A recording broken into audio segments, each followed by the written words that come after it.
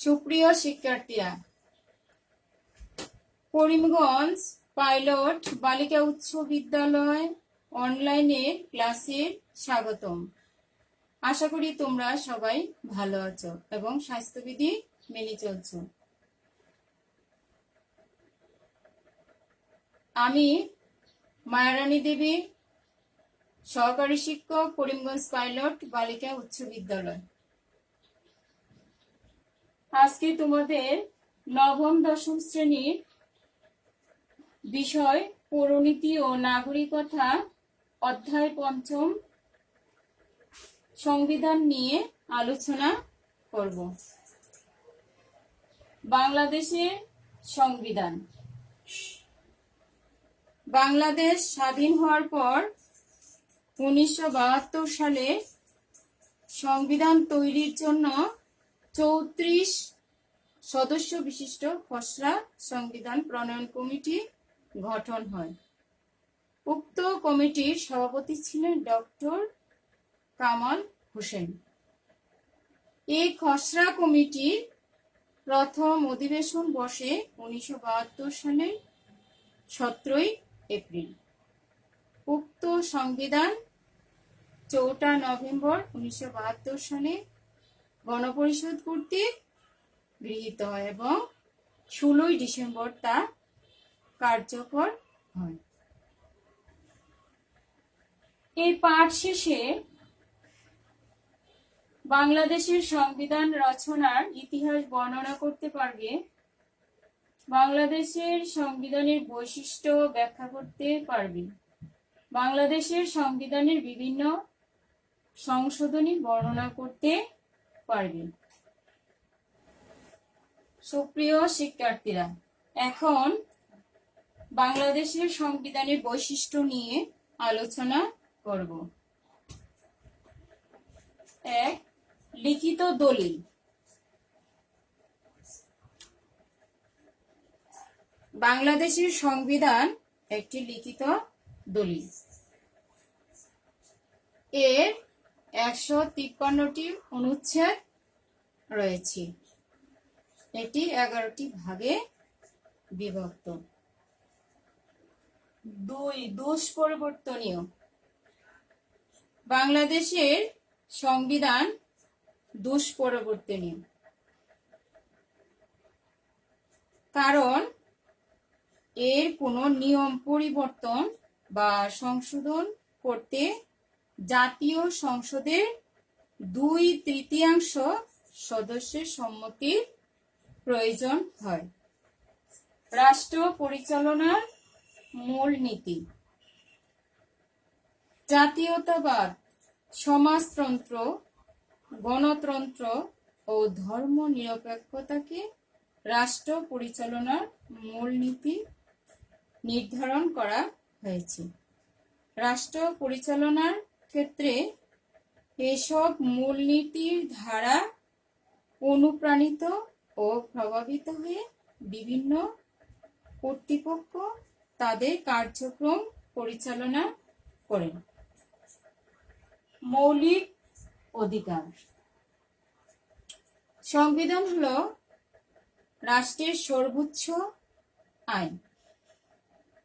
আমরা কি কি অধিকার ভোগ করতে পারবো তা সংবিধানে উল্লেখ থাকায় এগুলোর গুরুত্ব বৃদ্ধি পেয়েছে। যেমন জীবন ধারণের অধিকার, চলাফেরার অধিকার, ধর্মচর্চার অধিকার, সম্পত্তির অধিকার ইত্যাদি। সর্বজনীন ভোটাধিকার। জাতি, ধর্ম, বর্ণ, লিঙ্গ, পেশা ইত্যাদি নির্বিশেষে 18 বা এর ঊর্ধ্বে এদেশের সকল নাগরিক ভোটাধিকার লাভ করেছে। 18 বা 18-এর ঊর্ধ্বে মানে 18 বছরের উপরে, 18 থেকে 18 বছরের উপরে যারা, তারা কি ভোট দিতে পারে। প্রজাতান্ত্রিক সকল ক্ষমতার মালিক হলো কি? জনগণ। জনগণের পক্ষে নির্বাচিত প্রতিনিধিগণ রাষ্ট্র পরিচালনা করে। সংসদীয় সরকার, মন্ত্রিপরিষদ শাসিত সরকার ব্যবস্থা। প্রধানমন্ত্রীর নেতৃত্বাধীন মন্ত্রিসভার হাতে শাসন কার্য পরিচালনার ভার অর্পণ করা হয়। এই সরকার ব্যবস্থা মন্ত্রী পরিষদ তার কাজের জন্য আইনসভার নিকট দায়ী থাকে। সে ইচ্ছে করলে কি, সরকার ইচ্ছে করলে একা কোনো কিছু সিদ্ধান্ত নিতে পারে না। এককেন্দ্রিক রাষ্ট্র। বাংলাদেশ একটি কি? এককেন্দ্রিক রাষ্ট্র। এককেন্দ্রিক রাষ্ট্র হলো কি? এখানে কোনো প্রদেশ নাই বা অঙ্গরাজ্য নেই, একটি দেশই। জাতীয় পর্যায়ে একটিমাত্র কেন্দ্রীয় সরকার দ্বারা সমগ্র দেশ পরিচালিত হয়। আইনসভা। বাংলাদেশের আইনসভা কি? এক কক্ষ বিশিষ্ট। এক কক্ষ বিশিষ্ট মানে কি?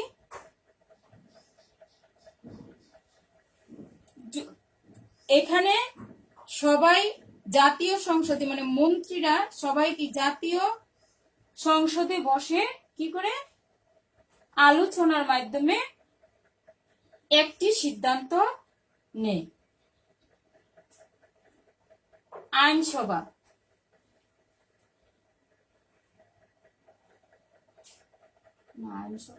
আইনসভার পরে সর্বোচ্চ আইন।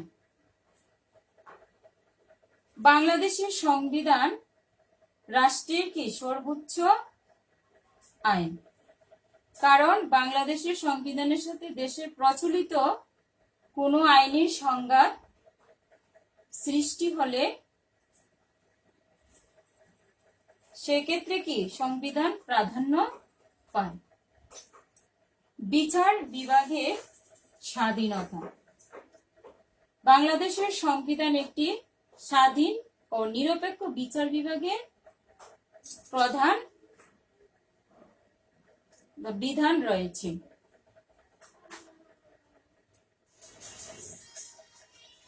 সুপ্রিয় শিক্ষার্থীরা, এখন বাংলাদেশের সংবিধানের সংশোধনীয় সমূহ আলোচনা করব।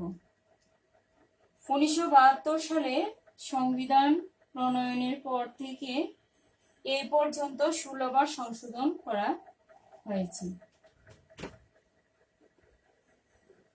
সংশোধনী ও সাল, বিষয়বস্তু। প্রথম সংশোধনী হয়েছে জুলাই 1973। 1971 সালে মুক্তিযুদ্ধের সময়কার মানবতা বিরোধী যুদ্ধাপরাধীদের বিচারের বিধান করা হয়। মানবতা বিরোধী মানে মুক্তিযুদ্ধের সময় যারা এদেশের বিরোধিতা করেছে, মানুষের বিরোধিতা করেছে, এই যুদ্ধাপরাধীদের কি বিচারের বিধান করা হয়। দ্বিতীয় সংশোধনী হলো সেপ্টেম্বর 1973 সালে। দেশের ভেতরে গোলযোগ, যুদ্ধের আশঙ্কা কিংবা মানুষের জীবনযাত্রায় সংকট দেখা দিলে রাষ্ট্রপতিকে প্রধানমন্ত্রীর পরামর্শক্রমে জরুরি অবস্থা ঘোষণার ক্ষমতা দেওয়া হয়। দেশের ভেতরে গোলযোগ।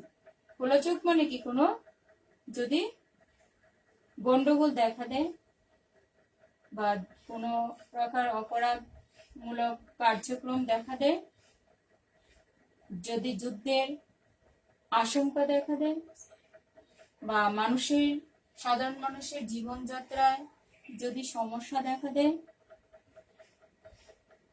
তখন কি রাষ্ট্রপতিকে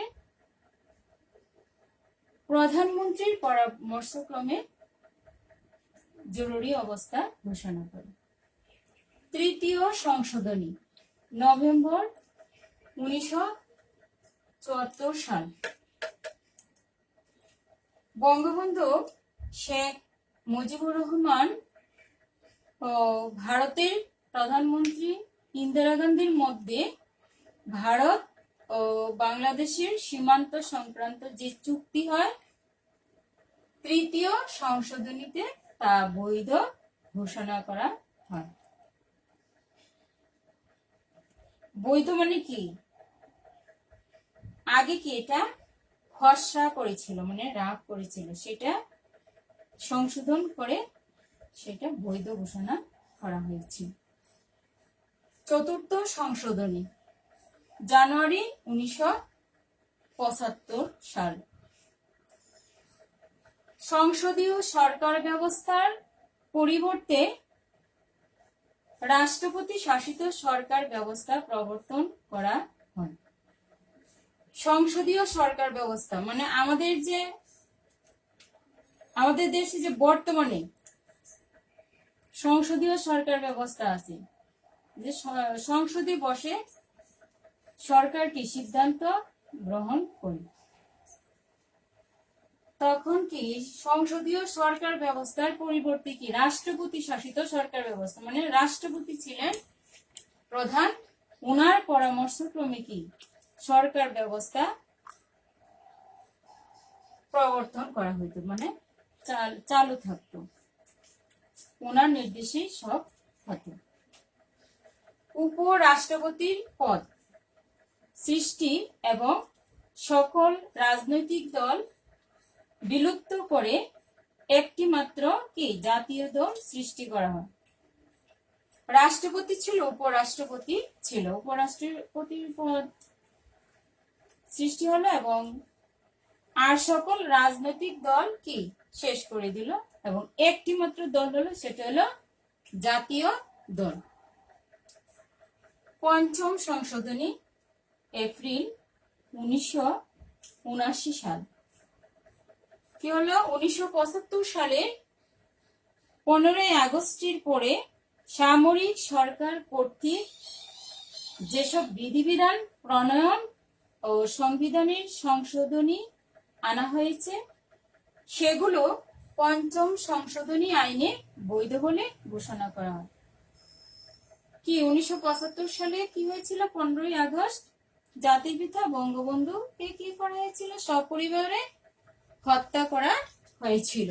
এরপর কি সামরিক সরকার ছিল। এই সামরিক সরকার কর্তৃক কি কতগুলো বিধিবিধান প্রণয়ন করেছিল বা তৈরি করেছিল এবং এগুলার কি করেছিল, সংবিধানের সংশোধনী আইনে বৈধ বলে ঘোষণা করা হয়েছিল। আর কি হলো, রাষ্ট্রীয় মূলনীতি পরিবর্তন করা হয়। রাষ্ট্রের যে মূলনীতি ছিল সেটা কি করে দিল, পরিবর্তন করে দিল। বাংলাদেশের নাগরিকতা বাঙালি থেকে বাংলাদেশি করা। বাংলাদেশের নাগরিকতা যারা ছিল তাদেরকে বলা হতো কি বাঙালি।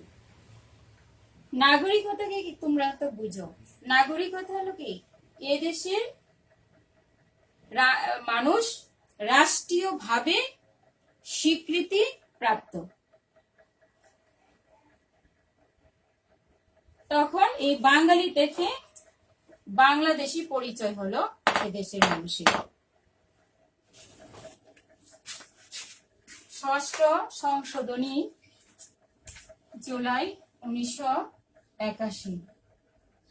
উপরাষ্ট্রপতির পদ লাভজনক নয় এই বিধান করে বিচারপতি আব্দুস সাত্তারকে কি রাষ্ট্রপতি পদে নির্বাচনের ব্যবস্থা নিশ্চিত করা। তখন কি আর উপরাষ্ট্রপতির পদ বাদ দেওয়া হয়। সপ্তম সংশোধনী নভেম্বর 1986। 1982 সালে মার্চ থেকে 1986 সালে নভেম্বর পর্যন্ত জেনারেল এরশাদ যেসব বিধিবিধান করেছিলেন সেগুলোকে বৈধতা ঘোষণা করা হয়। 1982 থেকে 1986 সাল পর্যন্ত সরকার ছিলেন কি জেনারেল এরশাদ, এবং তিনি যে বিধিবিধান করেছিলেন সেগুলোকে কি বৈধতা ঘোষণা করেছে। অষ্টম সংশোধনী জুন 1988। বাংলাদেশের রাষ্ট্র ধর্ম ইসলাম এবং ঢাকার বাইরে হাইকোর্টের 6টি বেঞ্চ স্থাপন করা হয়। তখন থেকে কি এই 1988 সাল থেকে বাংলাদেশের রাষ্ট্রধর্ম ইসলাম ঘোষণা করা হয়েছে, এবং ঢাকা ছাড়াও আরো 6টি হাইকোর্ট বেঞ্চ স্থাপন করা হয়েছে। নবম সংশোধনী জুলাই 1989। বিষয়বস্তু ছিল জনগণের সরাসরি ভোটে উপরাষ্ট্রপতি নির্বাচনের বিধান করা। আবার কি হলো, উপরাষ্ট্রপতি জনগণের সরাসরি ভোটে নির্বাচনের বিধান করা হয়েছে। আর রাষ্ট্রপতি পদে কোনো ব্যক্তি পরপর 2 মেয়াদের অধিক অধিষ্ঠিত না হতে পারার নিয়ম করা হয়। পরপর 2 বারের পরে কি একজন আর রাষ্ট্রপতি হতে পারবে না। দশম সংশোধনী ছিল জুন 1990। জাতীয় সংসদে মহিলাদের সংরক্ষিত 30টি আসনের সময় আরো 10 বছর বৃদ্ধি করা হয়। আগে কি সংরক্ষিত আসন ছিল না, বর্তমানে তারপর এই যে 1990 সাল থেকে এই মহিলাদের সংরক্ষিত আসন হয়েছে 30। বর্তমানে কি 50টি আসন আছে। এই 30টি আসনের সময় এরকম কি আরো 10 বছর বৃদ্ধি করা হয়েছিল। একাদশ সংশোধনী আগস্ট 1991। অস্থায়ী রাষ্ট্রপতি হিসেবে প্রধান বিচারপতি শাহাবুদ্দিন আহমদ কর্তৃক প্রয়োগকৃত সকল কার্যক্রম বৈধ করা হয়। তখন এই 1991 সালে রাষ্ট্রপতি ছিল শাহাবুদ্দিন আহমদ, এবং ওনার কর্তৃক সকল কাজকর্ম যে হয়েছিল সেগুলো বৈধ করা হয়েছে। দ্বাদশ সংশোধনী সেপ্টেম্বর 1991 সাল। বিষয়বস্তু ছিল রাষ্ট্রপতি শাসিত সরকার ব্যবস্থার পরিবর্তে সংসদীয় সরকার ব্যবস্থা পুনঃপ্রবর্তন। আবার কি হলো, এই রাষ্ট্রপতি সরকার বাতিল হয়ে গেল, আবার সংসদীয় সরকার ব্যবস্থা আবার পুনরায় চালু করা হলো, আর উপরাষ্ট্রপতির পদ শেষ হয়ে গেল। ত্রয়োদশ সংশোধনী মার্চ 1996। অবাধ ও সুষ্ঠু নির্বাচন অনুষ্ঠানের জন্য নির্দলীয় তত্ত্বাবধায়ক সরকার ব্যবস্থা প্রবর্তন করা হয়। সুষ্ঠু নির্বাচনের জন্য কি করা হলো, নির্দলীয় তত্ত্বাবধায়ক সরকার ব্যবস্থা চালু করা হয়েছিল। চতুর্দশ সংশোধনী মে 2004 সাল। বিষয়বস্তু ছিল মহিলাদের জন্য জাতীয় সংসদে ৪৫টি আসন সংরক্ষণ করা হয়। আর রাষ্ট্রপতি ও প্রধানমন্ত্রীর প্রতিকৃতি সরকারি অফিস সহ নির্ধারিত প্রতিষ্ঠানের সংরক্ষণ ও প্রদর্শনের বিধান করা হয়। তোমরা লক্ষ্য করো কিনা জানি না, দেখো প্রতিটা প্রতিষ্ঠানেই কিন্তু এই যে ২০০৪ সালে এটা সংশোধনী হয়েছিল, এরপর থেকে রাষ্ট্রপতির প্রতিকৃতি মানে ছবি এবং প্রধানমন্ত্রীর প্রতিকৃতি সব অফিসেই কি নির্ধারিত আছে। পঞ্চদশ সংশোধনী জুলাই ২০১১ সাল। বিষয়বস্তু ছিল তত্ত্বাবধায়ক সরকার বিলুপ্ত করা হয়। তখন কি হলো? তত্ত্বাবধায়ক সরকার আবার শেষ হয়ে গেল। রাষ্ট্রধর্ম ইসলাম রাখার পাশাপাশি সকল ধর্মচর্চার স্বাধীনতা নিশ্চিত করা। আগে কি ছিল? শুধু রাষ্ট্রধর্ম ইসলাম। এই জুলাই ২০১১ সালে সংশোধন হয়েছে কি মানে সকল ধর্মচর্চায় কি সকল ধর্মচর্চার স্বাধীন নিশ্চিত করা হয়েছে। জাতীয় সংসদে মহিলাদের জন্য ৫০টি আসন সংরক্ষণের ব্যবস্থা করা হয়। আগে ছিল কম, তাই না? ৪৫টি আসন ছিল। এর আগে ছিল আরো কয়টি? ৩০টি। ৩০টির পরে হয়েছে ৪৫টি। বর্তমানে কি এখন ৫০টি আসন সংরক্ষণের ব্যবস্থা আছে। ষোড়শ সংশোধনী সেপ্টেম্বর ২০১৪। সুপ্রিম কোর্টের বিচারপতিতে অপসারণের ক্ষমতা সংসদের হাতে ফিরিয়ে আনার বিধান পুনঃপ্রবর্তন করা হয়। আবার এটা কি হলো? পরিবর্তন হয়ে গেল। তখন আবার প্রধানমন্ত্রীর হাতে বা সংসদীয় সরকারের হাতে আবার কি চালু হলো। এখন সুপ্রিয় শিক্ষার্থীরা, এখন তোমাদের বাড়ির কাজ দিব। সুপ্রিয় শিক্ষার্থীরা, তোমাদের বাড়ির কাজ হলো বাংলাদেশের সংবিধানের বৈশিষ্ট্যগুলো খাতায় নোট করো। সংবিধানের চতুর্থ ও দ্বাদশ সংশোধনী অনুযায়ী রাষ্ট্রপতি ও প্রধানমন্ত্রীর ক্ষমতা সংক্ষেপে খাতায় নোট করো। স্কুল খোলা হলে তোমাদের খাতাগুলো অবশ্যই মূল্যায়ন হবে। তোমরা মনোযোগ দিয়ে বই দেখো এবং খাতায় নোট করো।